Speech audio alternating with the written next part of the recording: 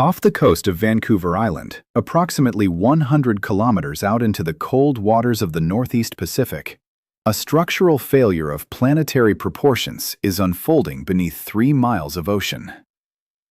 On the surface, there is no physical signature, no visible surface fracture, no seismic plume, no disruption in the fluid dynamics of the water column.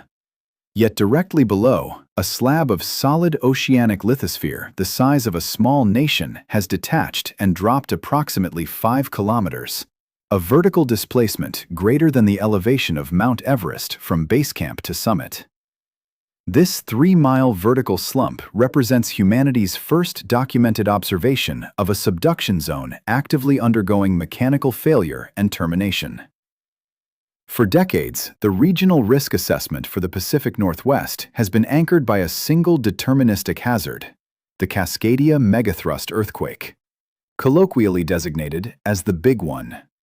This impending magnitude 9 event, derived from centuries of accumulated strain along the plate interface, carries a documented recurrence interval capable of generating 4 to 5 minutes of violent ground motion, followed by a catastrophic tsunami within 15 minutes of rupture.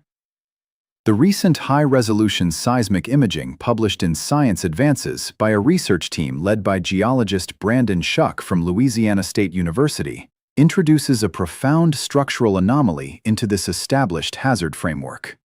The primary subduction engine driving this megathrust architecture is physically coming apart at the seams.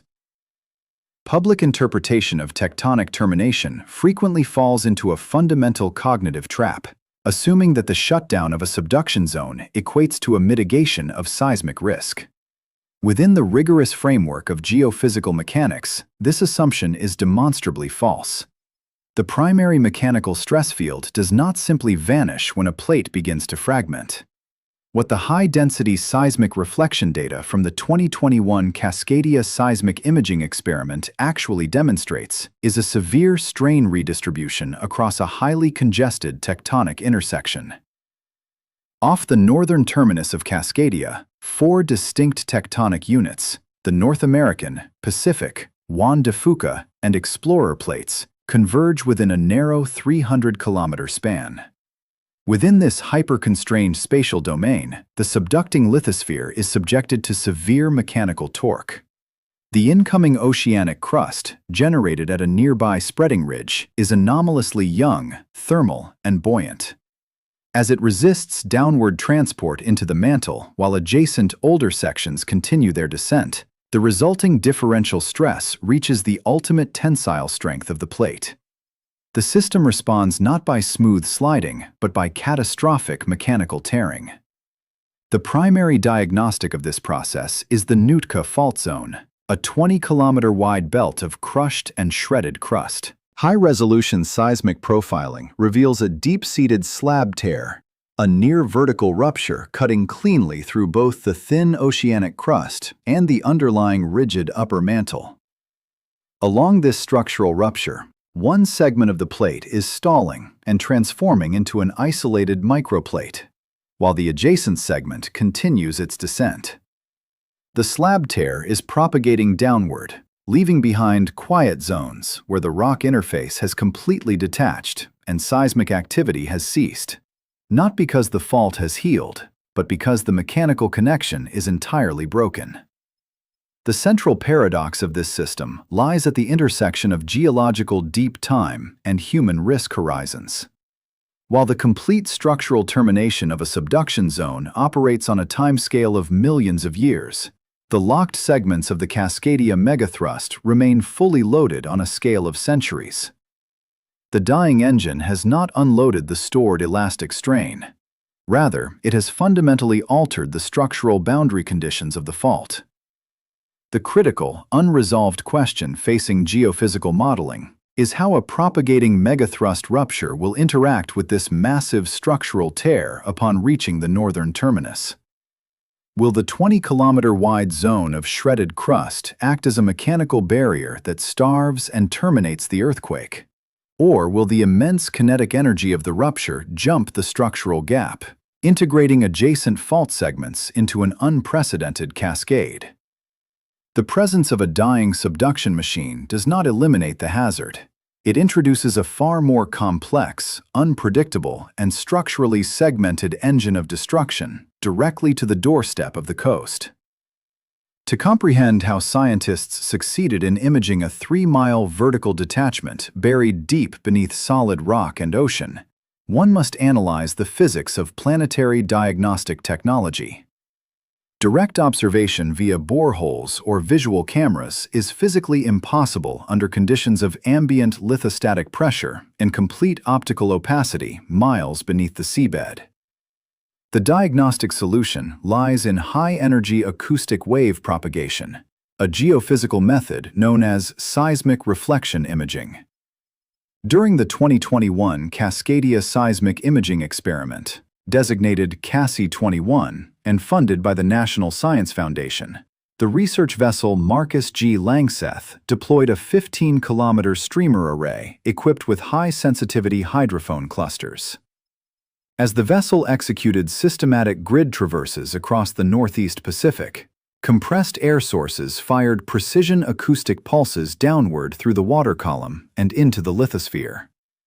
As these compressional sound waves encountered density boundaries between distinct rock strata or shattered fault matrices, fractionated energy reflected back toward the surface. By processing millions of returning acoustic echoes, supercomputers reconstructed a high-density, three-dimensional cross-section of the Earth's crust, effectively exposing the internal mechanical state of the subducting plate. The resulting dataset generated two primary diagnostic artifacts: a plan-view bathymetric map of the seafloor and a deep, three-dimensional structural cutaway. The plan-view mapping reveals that the Nootka fault zone is not a single linear fracture, but a broad, 20-kilometer-wide belt of shredded lithosphere composed of complex braided fault strands. Within this structural belt, dozens of fault scarps, vertical offsets where displacement has physically broken the ocean floor, confirm that deformation is active and continuous. Along the eastern margin, the deformation front marks the precise zone where the ocean floor begins its downward flexure beneath the North American continent, placing this active structural fragmentation directly adjacent to populated coastal landmasses. The three-dimensional cutaway exposes the full depth of the anomaly, a near-vertical wall of fracture cutting entirely through the 4-mile-thick crust and penetrating deep into the rigid upper mantle. Along this structural rupture, the older, denser Juan de Fuca plate continues its downward subduction, while the younger, thermally buoyant Explorer plate stalls, giving rise to an orphaned microplate. This differential motion creates a severe mechanical contradiction that is resolved through the active slicing action of the Nootka fault zone. Analysis of the seismic activity along this tear reveals a counterintuitive physical signal. While portions of the rupture display continuous microseismicity, significant stretches along the 75-kilometer fracture exhibit absolute seismic silence. In structural mechanics, seismic activity signifies frictionally locked surfaces resisting applied stress until intermittent slip occurs. Absolute seismic silence along an active tear signifies that mechanical coupling has ceased entirely. The lithospheric blocks have completely detached, eliminating the frictional resistance required to build stress and generate tremors. This piecewise episodic termination represents a progressive unraveling of the subduction zone, proceeding car by car like a slow-motion derailment. Historical seismology confirms that the Cascadia subduction zone is fully capable of immense energy release, as demonstrated by the magnitude 9 rupture of January 26, 1700. That event dropped coastal landmasses, submerged ancient forests to form ghost forests, and generated an ocean-wide tsunami documented in Japanese historical archives as an orphan tsunami. Paleoseismic records derived from marine turbidite deposits indicate a recurring megathrust interval averaging every few centuries, placing the modern hazard window directly within the current human operational timeline. The critical analytical error lies in conflating the geological demise of a subduction plate with immediate human safety. The million-year decay of the subducting slab does not unload the elastic strain currently stored along the upper locked interface. Consequently, the fundamental question facing risk modeling is whether the newly identified slab tear will serve as a structural firebreak that halts a propagating rupture, or whether the kinetic wave of a megathrust event will jump the 20-kilometer fracture, linking adjacent segments into a single catastrophic event. By integrating these high-resolution structural boundary conditions into hydrodynamic and seismic hazard models, geophysicists move past simplified assumptions, replacing speculative narratives with a precise structural blueprint of an evolving planetary engine. Deconstructing the broader tectonic history reveals that the structural collapse off Vancouver Island is not an isolated local anomaly, but the final chapter of a macro-scale planetary transition.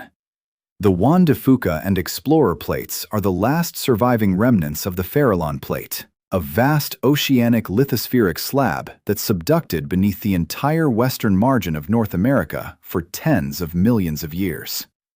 The abandoned static crustal remnants off Baja California, classified by geologists as fossil microplates, stand as silent physical evidence of this ancient demise.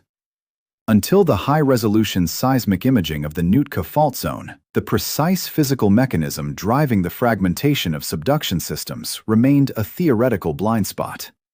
The Cascadia slab tear provides the observational bridge, proving that subduction termination occurs through progressive, step-by-step lithospheric shredding rather than instantaneous regional cessation.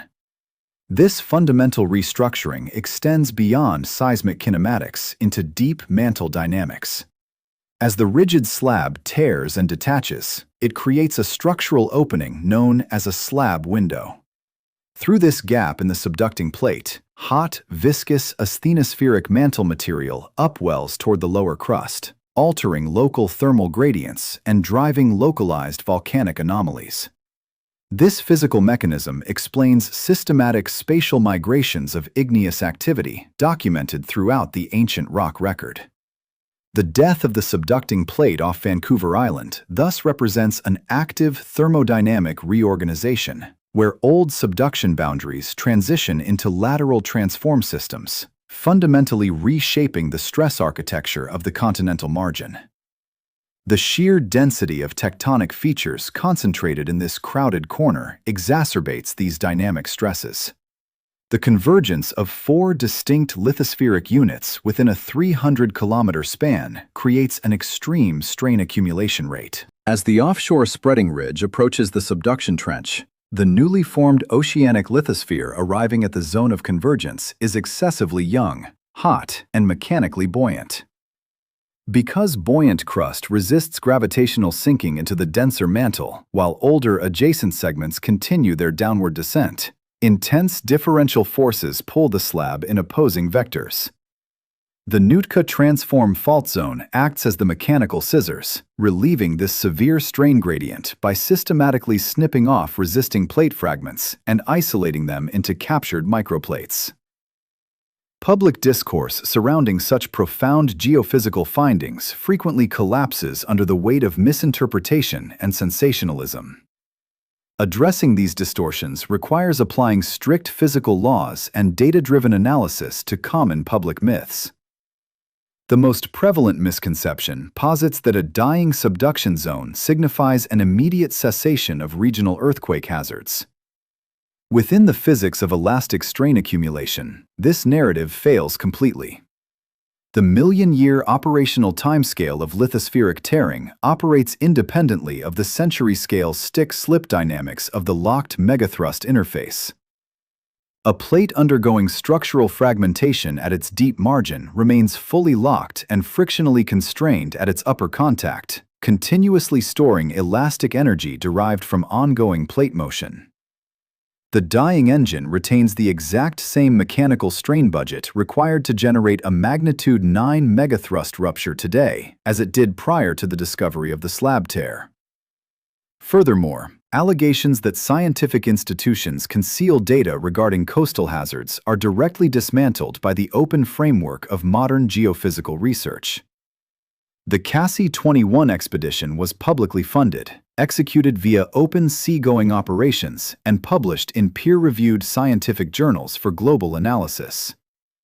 The true value of this discovery lies not in sensationalized predictions or false assurances of safety, but in the rigorous refinement of structural hazard models. Incorporating a segmented, tearing plate into three-dimensional rupture simulations enables engineers, urban planners, and emergency agencies to move beyond simplified single-fault models.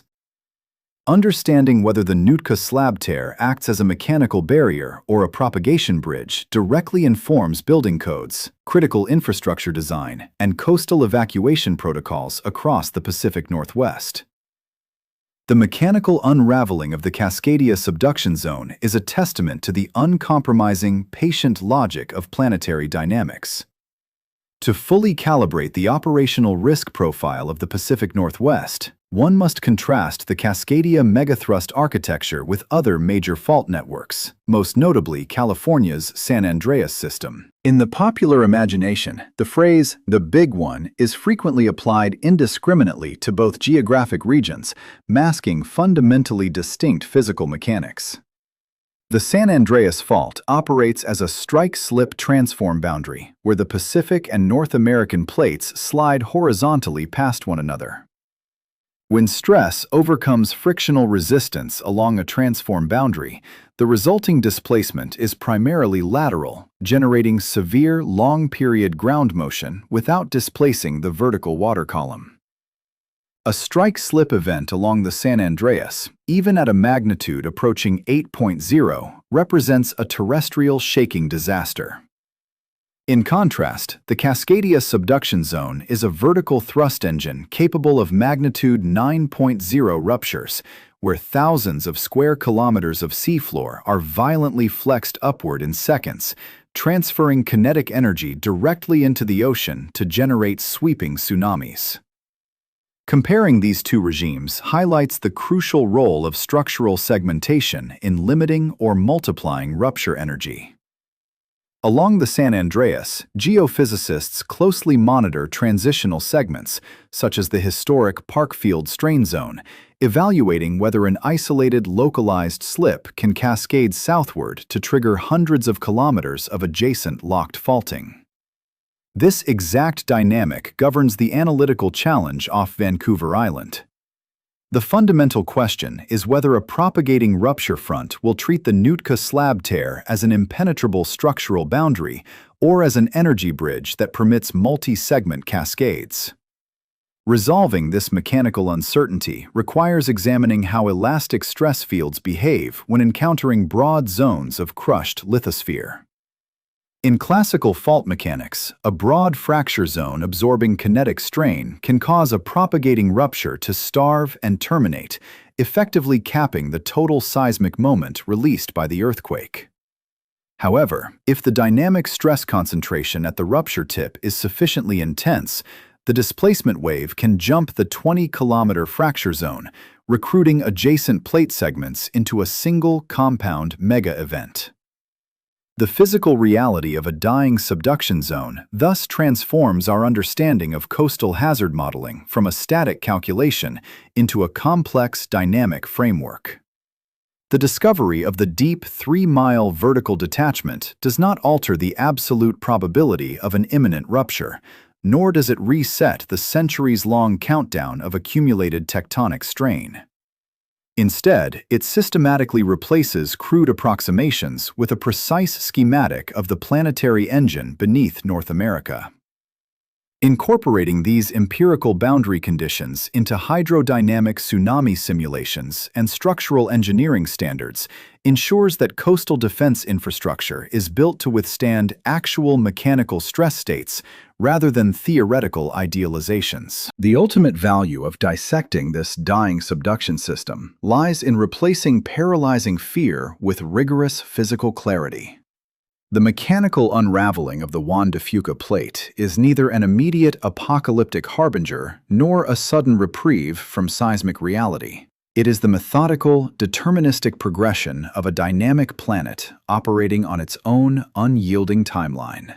By measuring these deep lithospheric tears with acoustic precision, scientific analysis strips away speculation, providing human civilization with the actionable intelligence required to endure on the edge of an evolving Earth. Systemic deconstruction of the source data reveals that the most persistent obstacle to accurate risk assessment is the human tendency to impose psychological comfort onto non-human physical processes. When news of a dying subduction zone enters the public sphere, it is almost instantly filtered through a narrative lens of narrative resolution. The mind seeks an ending. If an engine breaks, the danger must subside.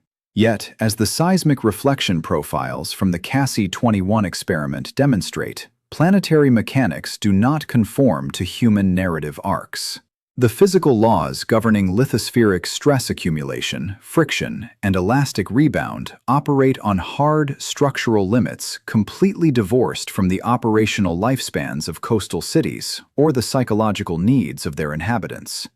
Deconstructing the public noise surrounding this geophysical revelation requires confronting the fundamental divergence between deep geological time and human hazard horizons. The 3-mile vertical slump of the Juan de Fuca slab and its progressive tear along the Nootka fault zone are the physical manifestations of a terminal process that will unfold across millions of years. Conversely, the buildup of elastic strain along the locked Cascadia megathrust operates on a temporal scale measured in centuries. The last complete rupture on January 26, 1700, stored an immense energy budget that remains locked within the upper crust today. The structural detachment occurring at depth does not drain this shallow strain reservoir.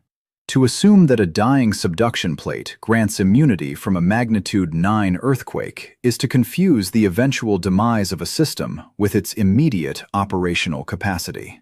A terminal structural state does not preclude a catastrophic failure event. It merely changes the mechanical geometry of how that failure will propagate. What the high-density acoustic imaging ultimately delivers to civil engineering, hazard modeling, and urban planning is a stark, unvarnished blueprint of reality. By mapping the exact spatial dimensions of the 20-kilometer-wide Nootka fault zone, the 3-mile vertical offset, and the silent, detached segments of the Explorer microplate, geophysics eliminates abstract assumptions. These precise metrics replace crude, uniform fault models with a segmented, highly complex architectural reality. Whether the propagating wave of the next megathrust rupture starves at the edge of this vast slab tear, or jumps the structural gap to trigger a multi-segment cascade, the operational mandate for human civilization remains identical. Survival along this coast depends entirely on accepting the hard physical limits of the terrain we occupy.